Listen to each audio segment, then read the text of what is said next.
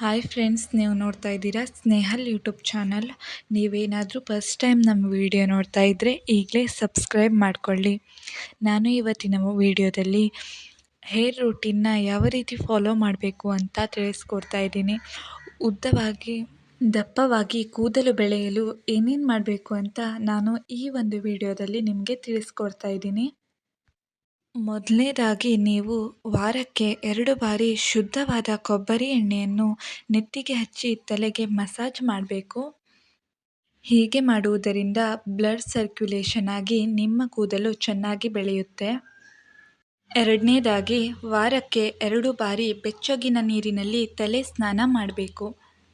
ತುಂಬ ಬಿಸಿ ನೀರಿನಿಂದ ತಲೆ ಸ್ನಾನ ಮಾಡಬಾರ್ದು, ಏಕೆಂದರೆ ಕೂದಲಿಗೆ ಹಾನಿಯಾಗುವ ಚಾನ್ಸಸ್ ಇರುತ್ತೆ. ಮತ್ತು ತುಂಬ ತಣ್ಣನೆಯ ನೀರಿನಿಂದಲೂ ಸಹ ತಲೆ ಸ್ನಾನವನ್ನು ಮಾಡಬಾರ್ದು, ಏಕೆಂದರೆ ಶೀತವಾಗುತ್ತೆ.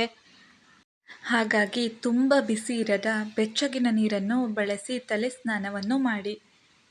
ಮೂರನೆಯದಾಗಿ 15 ದಿನಗಳಿಗೊಮ್ಮೆ ಅಥವಾ ತಿಂಗಳಿಗೊಮ್ಮೆ ಕೂದಲಿನ ತುದಿಯನ್ನು ಸ್ವಲ್ಪ ಕಟ್ ಮಾಡಬೇಕು, ಏಕೆಂದರೆ ಕೂದಲಿನ ತುದಿಯನ್ನು ಸ್ವಲ್ಪ ಟ್ರಿಮ್ ಮಾಡುವುದರಿಂದ ಕೂದಲು ಬೆಳವಣಿಗೆ ಬೇಗವಾಗುತ್ತದೆ. ನಾಲ್ಕನೆಯದಾಗಿ ಕೂದಲನ್ನು ಬಿಚ್ಚಿಡಬೇಡಿ, ಯಾವಾಗಲೂ ಜಡೆಯನ್ನು ಹಾಕಿಕೊಂಡಿರಿ, ಏಕೆಂದರೆ ಬಿಚ್ಚಿದ ಕೂದಲುಗಳಿಗೆ ಧೂಳುಗಳು ಸೋಕಿ ಕೂದಲು ಹಾಳಾಗಬಹುದು. ಐದನೆಯದು, ಕೂದಲನ್ನು ತುಂಬ ಬಿಗಿಯಾಗಿ ಕಟ್ಟಬೇಡಿ, ಏಕೆಂದರೆ ಈಗ ಹಲವಾರು ಜನರು ವಿವಿಧ ಹೇರ್ ಸ್ಟೈಲ್ಗಳನ್ನು ಮಾಡಲು ಕೂದಲನ್ನು ಬಿಗಿಯಾಗಿ ಕಟ್ಟಿ ಕೂದಲು ಹಾನಿ ಮಾಡಿಕೊಳ್ಳುತ್ತಾರೆ. ಕೂದಲನ್ನು ಬಿಗಿಯಾಗಿ ಕಟ್ಟುವುದರಿಂದ ಕೂದಲಿನ ಬುಡಕ್ಕೆ ಹಾನಿಯಾಗಬಹುದು. ಹಾಗಾಗಿ ಬಿಗಿಯಾಗಿ ಕೂದಲನ್ನು ಕಟ್ಟಿಕೊಳ್ಳಬೇಡಿ.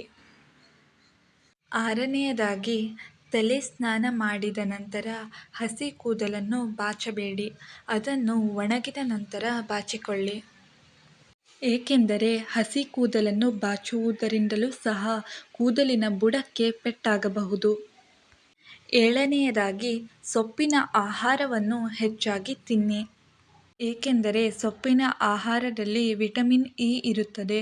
ವಿಟಮಿನ್ ಇಯು ಕೂದಲಿನ ಬೆಳವಣಿಗೆಗೆ ಸಹಕಾರಿಯಾಗುತ್ತದೆ. ಹಾಗಾಗಿ ಸೊಪ್ಪಿನ ಆಹಾರವನ್ನು ತಿನ್ನುವುದು ಒಳ್ಳೆಯದು. ಹೀಗೆ ಮಾಡುವುದರಿಂದ ನಿಮ್ಮ ಕೂದಲು ಉದ್ದವಾಗಿ ದಪ್ಪವಾಗಿ ಚೆನ್ನಾಗಿ ಬೆಳೆಯುತ್ತದೆ. ಸ್ನೇಹಿತರೆ, ಈ ವಿಡಿಯೋ ನಿಮಗೆ ಇಷ್ಟವಾಗಿದ್ದರೆ ಒಂದು ಲೈಕ್ ಮಾಡಿ, ಮತ್ತು ಏನಾದರೂ ಡೌಟ್ ಇದ್ದರೆ ಕಮೆಂಟ್ನ ಮೂಲಕ ತಿಳಿಸಿ. ಹಾಗೆಯೇ ಇದರ ಉಪಯೋಗ ಇರುವವರಿಗೆ ಶೇರ್ ಮಾಡಿ. ಹಾಗೆಯೇ ಇದೇ ರೀತಿಯ ಉಪಯುಕ್ತ ಮಾಹಿತಿಗಳ ಹೆಚ್ಚಿನ ವಿಡಿಯೋಸ್ಗಳಿಗಾಗಿ ನಮ್ಮ ಚಾನಲನ್ನು ಸಬ್ಸ್ಕ್ರೈಬ್ ಮಾಡಿಕೊಳ್ಳಿ.